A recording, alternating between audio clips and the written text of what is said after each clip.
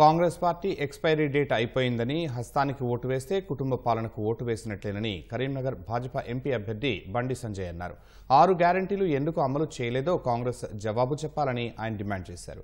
కరీంనగర్లో ఏర్పాటు చేసిన విలేకరుల సమావేశంలో పాల్గొన్న బండి సంజయ్ అవినీతిని భాజపా ప్రభుత్వం సహించదన్నారు. మోదీ తనను అరెస్టు చేయాలని చూస్తున్నట్లు కేసీఆర్ చెబుతూ కొత్త డ్రామాలకు తెరతీశారని ఆరోపించారు.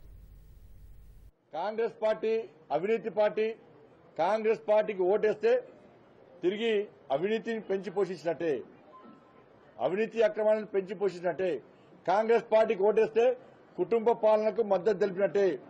కాంగ్రెస్ పార్టీకి ఓటేస్తే ఈ దేశ భద్రత విషయంలో మనం ఏమీ ఆలోచించనట్లే.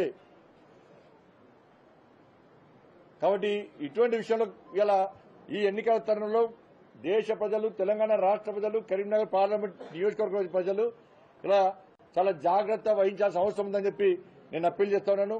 6 గ్యారెంటీల విషయంలో కాంగ్రెస్ పార్టీ స్పష్టం చేయాలి. ఎందుకు 6 గ్యారెంటీలు అమలు చేయలేకపోయిందో స్పష్టం చేయాలి.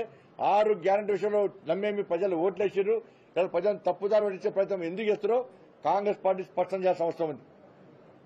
ఇవాళ ఇక్కడ కాంగ్రెస్ పార్టీ 3వ ప్లేస్ పోతుందని భావించే అడ్డగోలుగా ఖర్చు పెట్టే ప్రయత్నం చేస్తున్నారు. కేసీఆర్ అవినీతి పరుడు కాబట్టి, ఆయన కుటుంబం అవినీతి పాల్పడుతుంది కాబట్టి ఇలా సిబిఐని రాకుండా ఉత్తర్వులు జారీ చేసినటువంటి ప్రభుత్వం బీఆర్ఎస్ పార్టీ ప్రభుత్వం, అటువంటి ముఖ్యమంత్రి కేసీఆర్. నాకు ఏం తెలియదని చెప్పి మళ్ళీ అమాయక మాటలు నమ్మించి అమాయకునిగా నటనలో జీవిస్తూ తెలంగాణ రాష్ట్ర ప్రజలు రాసి రంపాన పెట్టి నీ కుటుంబం ఒక్కటి మాత్రం బాగుపడి మోసపూరితమైన మాటలు చెప్పి